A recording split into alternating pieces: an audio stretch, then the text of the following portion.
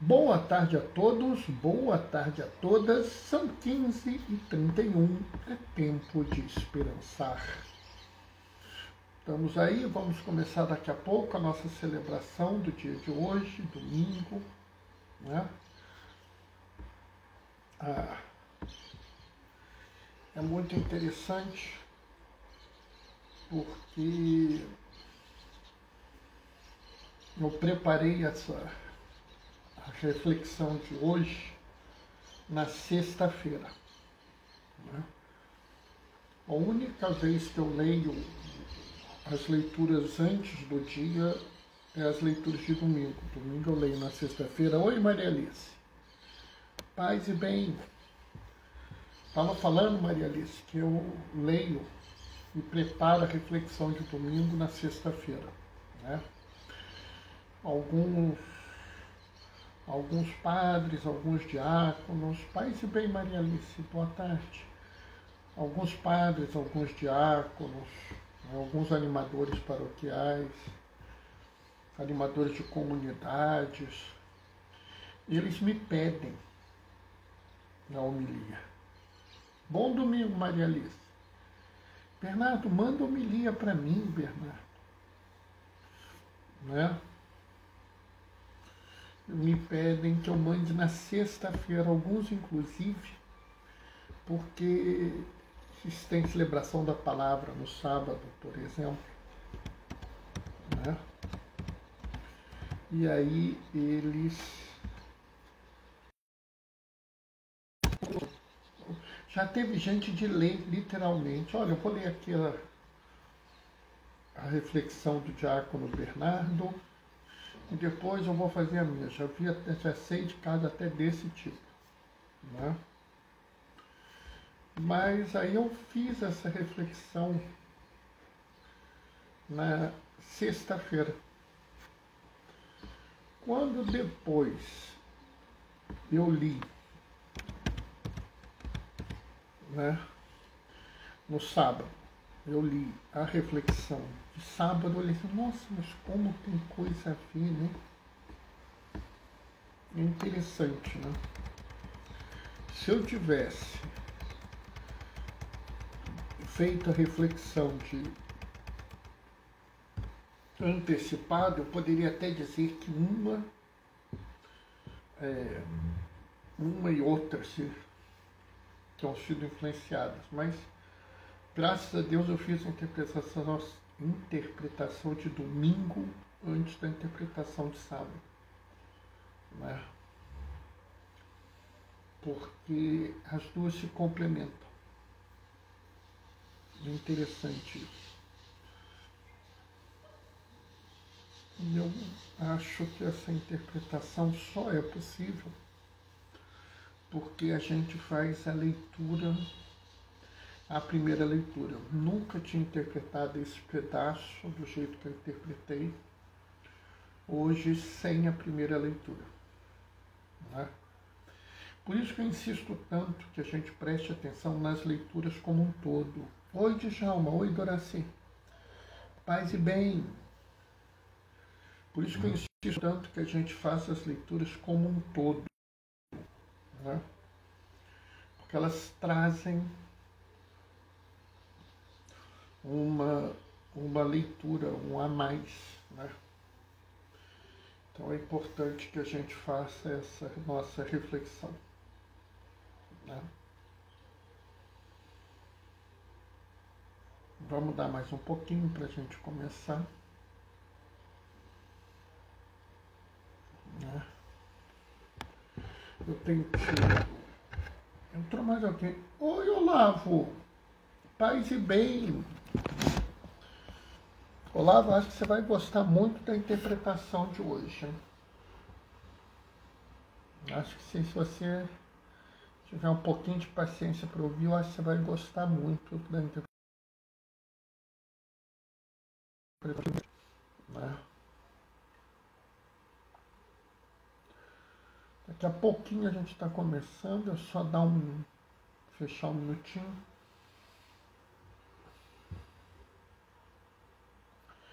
Bom, vamos nós.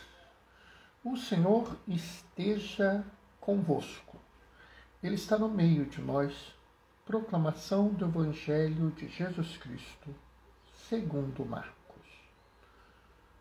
Naquele tempo, os apóstolos se reuniram com Jesus e contaram tudo o que havia sido feito e ensinado. E ele lhes disse: Vinde sozinhos para um lugar deserto descansar um pouco.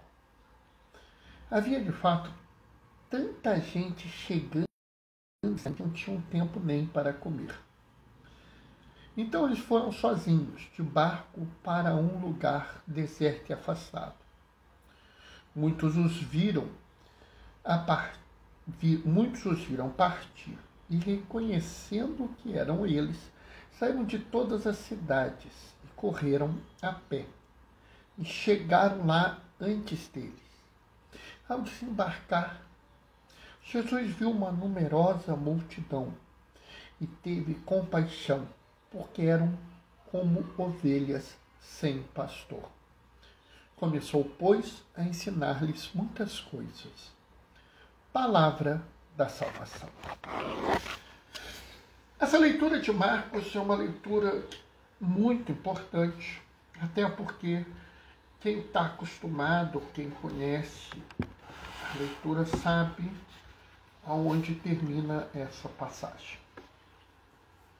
Mas tem algumas coisas aqui que são importantes. E eu quero frisar umazinha antes de fazer a reflexão maior.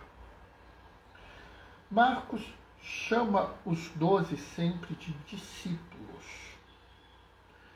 Ele só chama esse grupo de apóstolos uma vez, que é neste momento, onde os 12 saíram em missão no lugar dele, no lugar de Jesus. Por que eu digo que isso é importante? Porque a gente tem que entender que o termo apóstolo não é um termo propriamente de uma hierarquia, propriamente de um poder ou uma designação especial. Né? Apóstolo não é aquela autoridade que fica parada num canto, mas sim aquela autoridade criada por uma missão. Uma missão de ir ao encontro daqueles que precisam. Tá? Isso é importante porque às vezes as pessoas não sabem por que Paulo se diz apóstolo. E porque alguns acham que ser apóstolo é um título hierárquico, alguma coisa assim. Mas a reflexão de hoje, ela é importante e ela começa na primeira leitura. Na primeira leitura, né, a gente tem um apóstolo, um profeta, um tal de Jeremias, que é apenas um dos maiores profetas da Bíblia, que simplesmente vira e fala assim: ai dos pastores, né? Ai dos que deixaram perder-se e dispersar o rebanho da minha pastagem.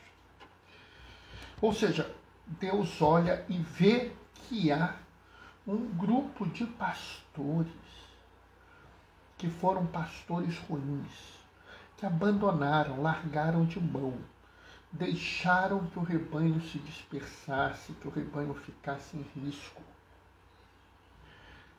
E Deus toma uma providência. Qual é a providência de Deus? A providência de Deus é dizer assim: pois eu vou reunir o rebanho de novo e vou dar a outros pastores. Observa, o rebanho nunca deixou de ser o rebanho. Mesmo disperso, mesmo ferido. Robert, faz bem, Robert. Mesmo disperso, mesmo ferido, mesmo em risco, o rebanho nunca deixou de ser rebanho. Mas o pastor que não cuidou do rebanho deixa de ser pastor. O que dá o rebanho é o rebanho mesmo sem pastor.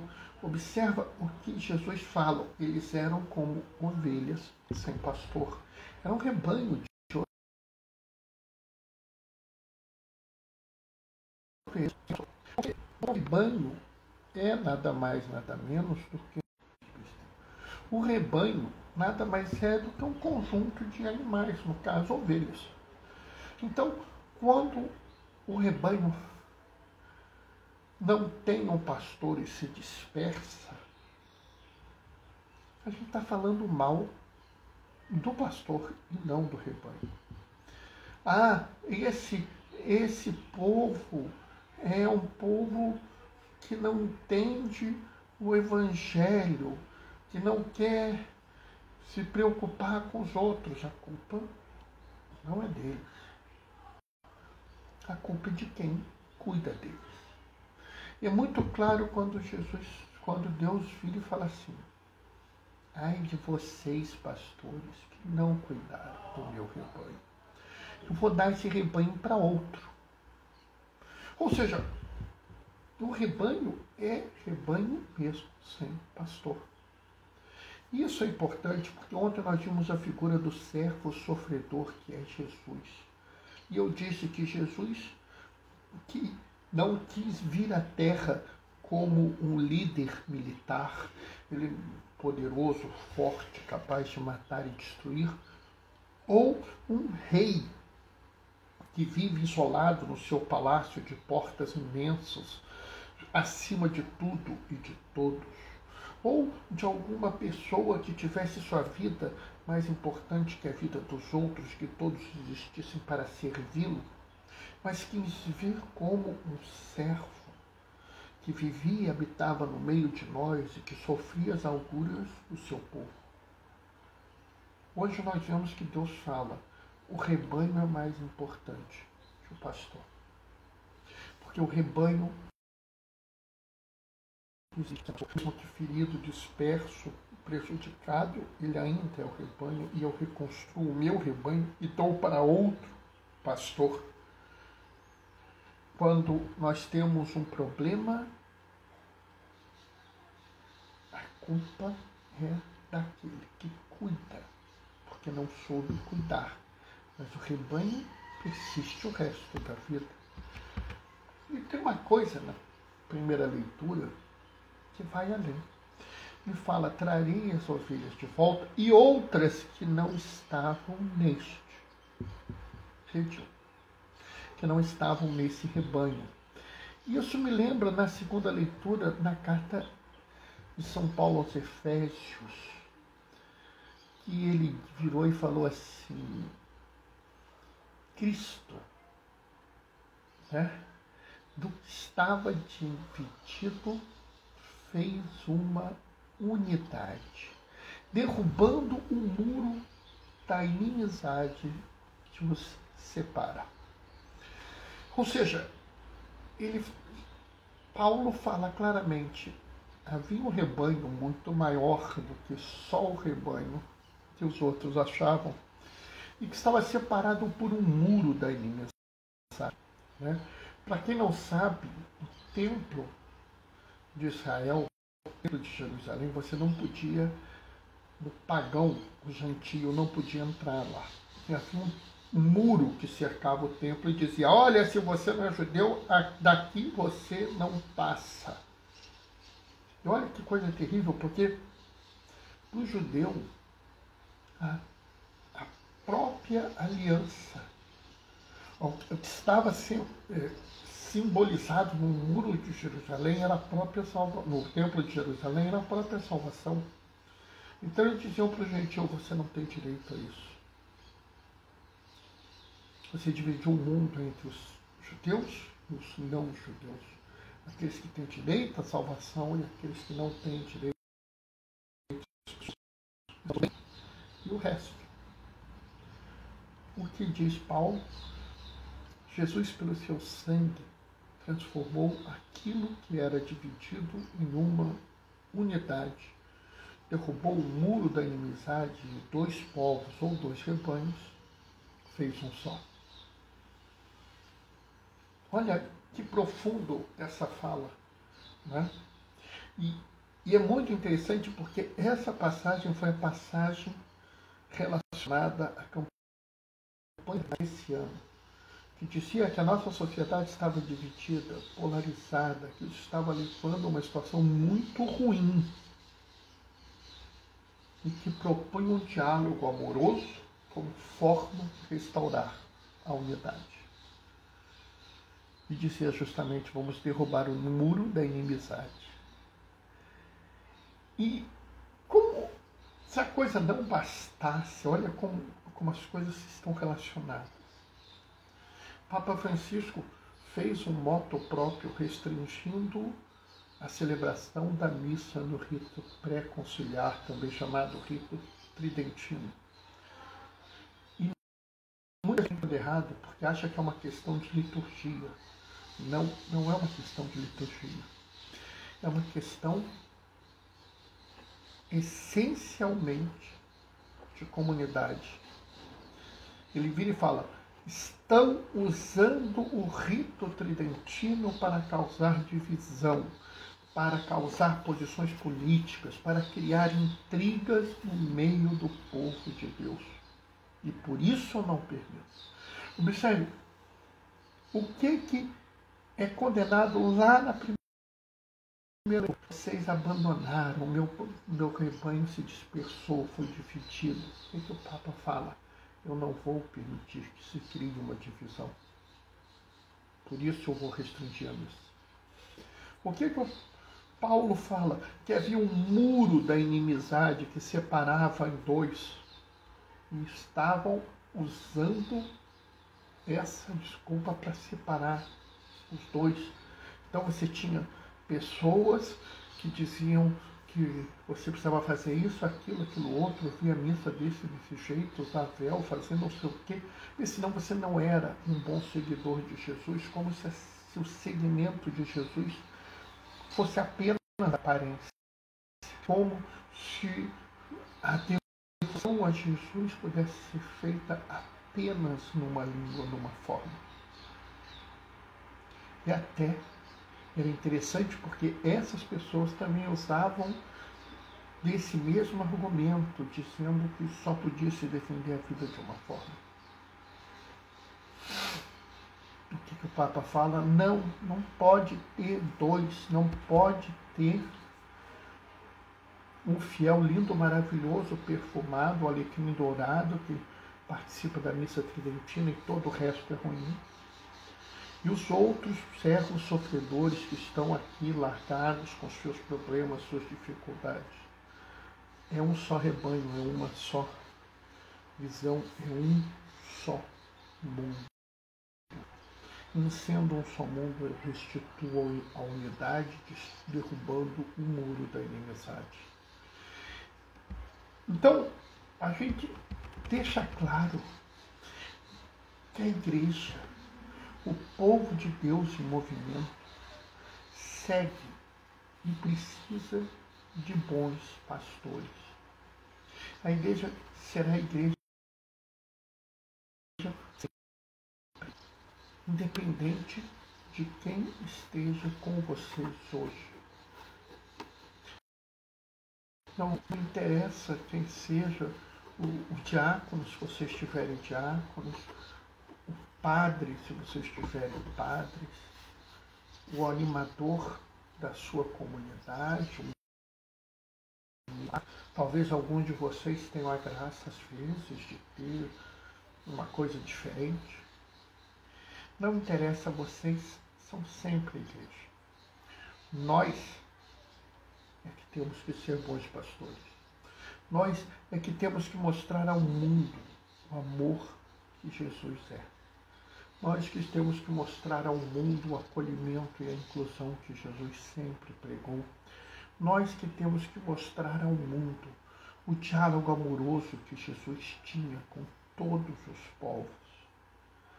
entendendo que cada pessoa vale por ser cada pessoa, que a dignidade do ser humano depende de quão boa ou má a pessoa é, de qual perfeita ou imperfeita a pessoa é, qual santa ou pecadora a pessoa é, ela é digna e merece todo o amor, todo o cuidado, toda a proteção possível e imaginária. Que toda a vida é importante, mas que as vidas mais ameaçadas precisam de cuidados essenciais e cuidados maiores, como aquelas ovelhas que estavam dispersas e que Deus fala: eu vou juntá-las e vou dar a elas um novo pastor. Porque elas estavam ameaçadas e elas precisavam. Não é dar a todos a mesma quantidade, mas dar a cada um conforme a sua necessidade. Por isso, a gente tem que entender que cada vez mais nós temos que nos dedicar a dar ao povo o máximo que cada um de nós pode dar. Que sejamos os melhores pastores que nós possamos ser. Mas, Bernardo, eu não sou do clero, mas você é catequista. Você é ministro da comunhão. Você é ministro da Consolação e Esperança. Algumas comunidades têm ministro do batismo ou testemunhas consagradas do matrimônio, no seu caso. Você prega na sua comunidade, você faz reflexão da palavra, círculo bíblico. Sabe, o pastor, ele não é só um membro do clero. Ser pastor é assumir um dos papéis do servo sofredor que nós falamos ontem e trazer para o mundo hoje a realidade do cuidado. Vamos entender muito bem. O rebanho existe sem o pastor, mas o pastor não existe sem o rebanho. Um pastor sem o rebanho é a sua função. Um rebanho sem pastor só precisa que alguém se disponha a cuidar deles. Quem sabe não é você. Amém?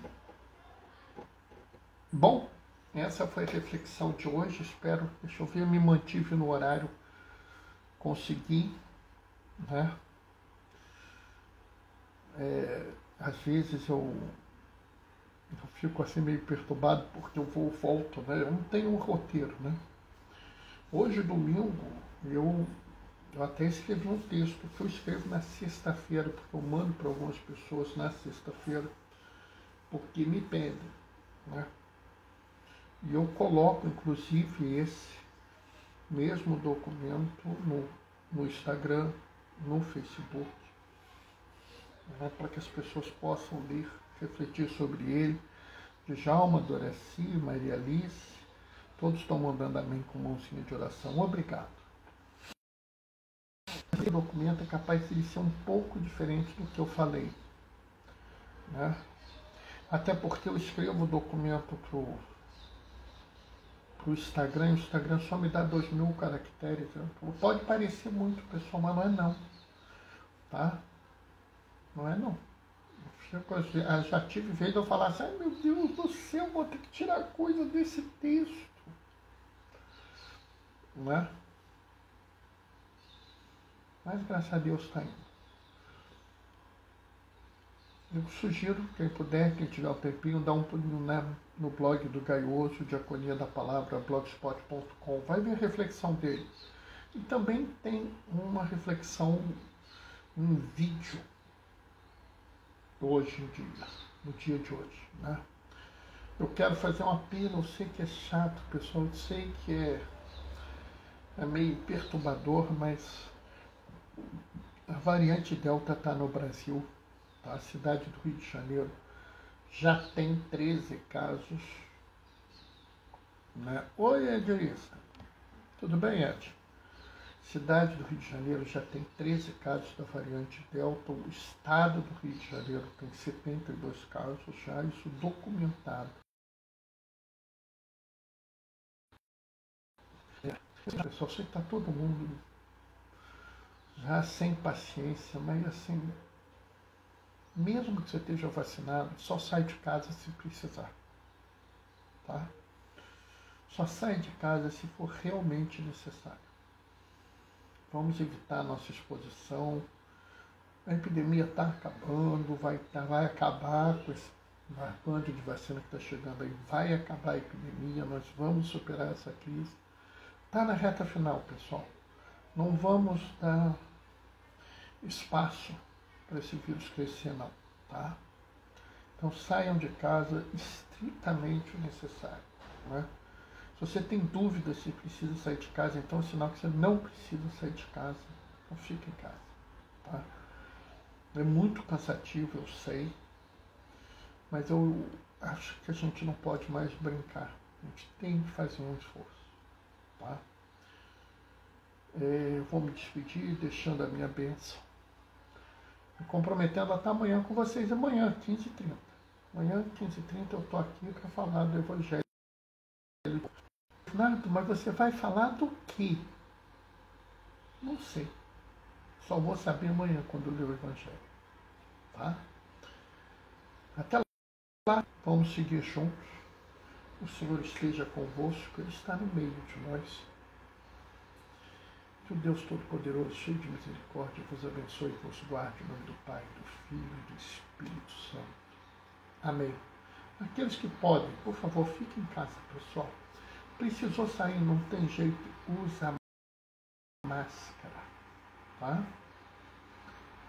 Teve a oportunidade, pintou a chance, toma vacina, qualquer vacina, em qualquer braço, tudo é dom de Deus. Glorificai o Senhor com a vossa vida. Vamos em paz e que o Senhor vos acompanhe. Beijos e bênçãos, pessoal. Até amanhã.